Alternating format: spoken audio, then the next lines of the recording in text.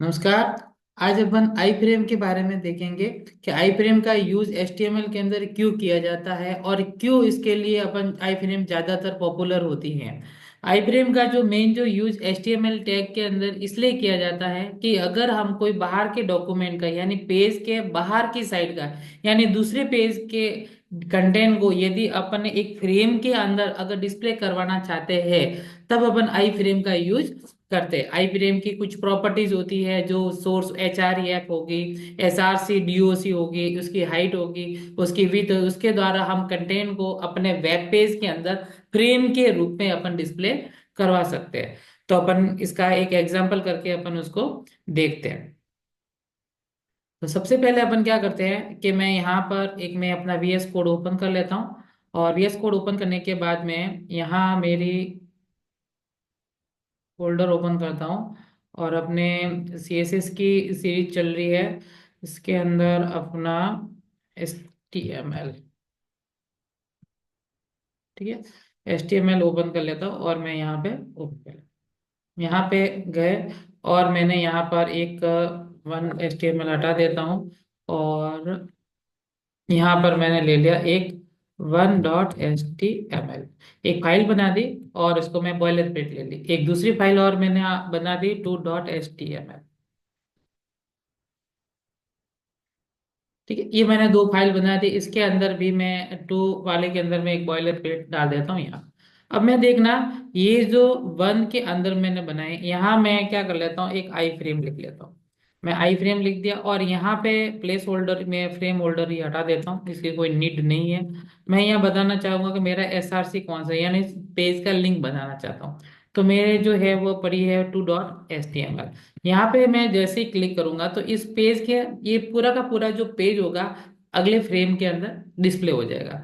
तो मैं यहाँ पे जाता हूँ, एक मैं नॉर्मल एक IMG रहने देता हूँ, एक नॉर्मल मैं यहाँ टेस्ट ले लेता हूँ पैराग्राफ के अंदर, ठीक है। मान लो एक मैंने टेस्ट ले लिया मैं बताने के लिए। और ये जो जो मैंने जो 2.html वेब पेज के अंदर इस बॉडी के अंदर जो कंटेंट लिखा है, ये कंटेंट मेरे क्या होगा, 1.html के अंदर प्रिंट होगा। आई फ्रेम के द्वारा ये 2.html दूसरे पेज को बता रहा।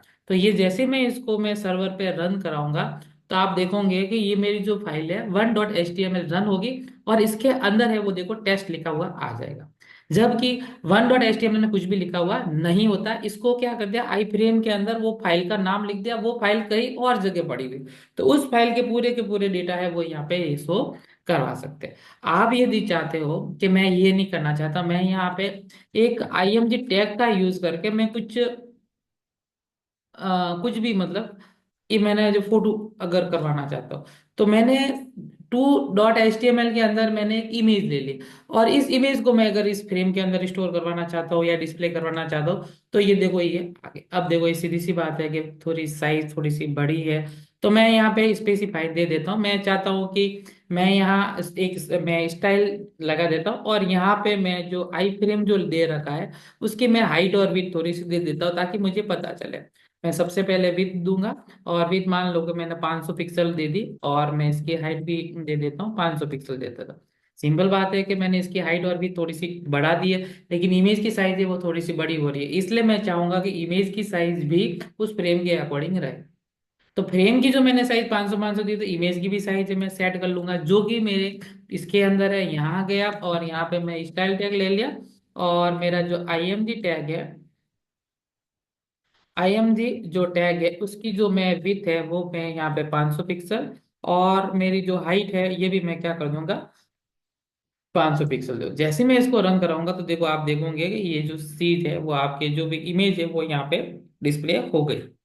तो ये आई फ्रेम का यूज करते अपन इस प्रकार के कंटेंट को आप डिस्प्ले करवा सकते हो। एक और बहुत अच्छा सा उदाहरण है, मैं चाहता हूँ कि एक लिंक क्रिएट करो, उस लिंक के ऊपर का क्लिक करूंगा तो ऑटोमेटिकली दूसरी फाइल ओपन हो जाएगी। ये कैसे संभव है मैं करके आपको बताता हूँ।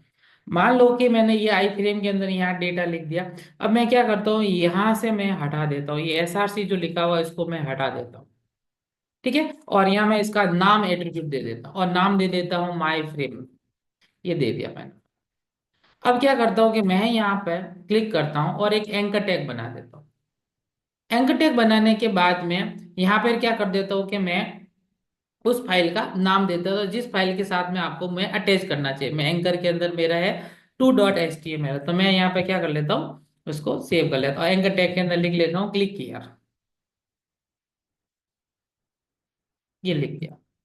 ध्यान से समझना इसको, मैंने एंकर टैग बनाया, एंकर टैग में मैंने कहा यहाँ पे क्लिक करो, तो दो नाम का जो HTML के अंदर जो कंटेंट होगा वो डिस्प्ले होगा। आई फ्रेम के अंदर कुछ नहीं लिखा मैंने, आई फ्रेम का तो सीधे एक मैं नेम एट्रीब्यूट दिया। अब देखना, ध्यान से देखना, अब मैं जैसे ही यहाँ पे क्लिक करता हूँ, ठीक है, और जैसे ही यहाँ क्लिक हियर पे करता हूँ, तो देखो मेरा ये 2.html ओपन हो रही है। कहने का मतलब होता है एंकर टैग क्या काम करता है कि anchor tag are use to hyperlink page, one page to another, एक पेज को दूसरे पेज के साथ में अगर लिंक करवाना होता है तब अपन एंकर टैग का यूज करते हैं।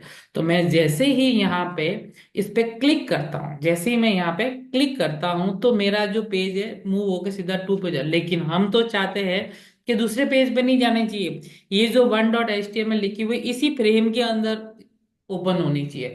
तो उसके लिए आई फ्रेम के अंदर एक अच्छी सी प्रॉपर्टी आती है, एंकर टैग के अंदर आप ये लिख सकते हो, एक मिनट, एंकर टैग के अंदर ये आप लिख सकते हो यहाँ पे टारगेट करके एक आता है, यहाँ लिख देंगे टारगेट, और टारगेट में जो आई फ्रेम का जो आपने नाम दे रखा है वो आप यहाँ पे नाम दे दोगे IFRAM।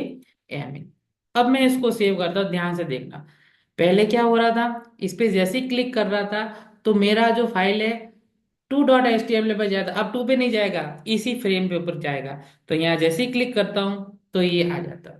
तो ये आई फ्रेम का काफी अच्छा रहता है, एग्जाम्पल रहता है। अपन ने जैसे आपने ऑनलाइन एग्जाम के अंदर देखते हो या कोई देते हो, जैसे क्लिक करते हो तो देखो राइट क्लिक आ जाता है, गलत आता है तो क्रॉस आता है। तो आप अगर चाहो थोड़ा सा लॉजिक लगा के तो आप आई फ्रेम का यूज करके भी कर सकते हैं, लेकिन ज्यादातर हम आई फ्रेम का भी करंट में कम ही यूज करते हैं, लेकिन पहले इसका यूज करते थे। तो ये है आई फ्रेम, और एक और छोटा सा एक और रही है, एक मैं एक और बता देता हूँ। आई फ्रेम लिख दिया, और आई फ्रेम के अंदर मैं चाहूं एक नई और प्रॉपर्टी आती है SRDOC। अब यहाँ पर आप चाहो कुछ भी एक टैग भी अगर लिखना चाहो तो लिख सकते हो। यहाँ मैं टैग के अंदर लिख लिया, जैसे चित्रपाल कॉलेज और देसूरी, ठीक है, ये मैंने लिख दिया। और मैंने क्या किया, इसको मैं टैगल को क्या कर दिया, मैंने क्लोज कर दिया, बंद कर दिया। अब मैंने किसी न किसी के अंदर टैग के अंदर लिखा SRC डॉक्टर, अब मैं जैसे ही यहाँ जाऊंगा तो देखो ये लिखा हुआ आ जाएगा, ये H1 टैग के अंदर ऑटोमेटिकली ये लिखा हुआ आ जाए। तो SRC डॉक के द्वारा भी अगर आप चाहो तो अपने किसी भी अपने HTML के टैग को आप लिख कर उसके अंदर कर सकते हो। अगर मैं एस आपको पता है, अगर S3 कर लेते तो सीधी सी बात है कि इसकी जो वैल्यू होगी वो 3 वाली, यानी कहने का मतलब थोड़ी सी छोटी हो जाएगी। तो इसके द्वारा आप इसका यूज कर सकते हो। इतना है अपना आई फ्रेम का, ये HTML की सीरीज थी, इसके अंदर किसी भी प्रकार का कोई अगर आपको डाउट है तो आप कमेंट सेक्शन में जरूर करें। Thank you.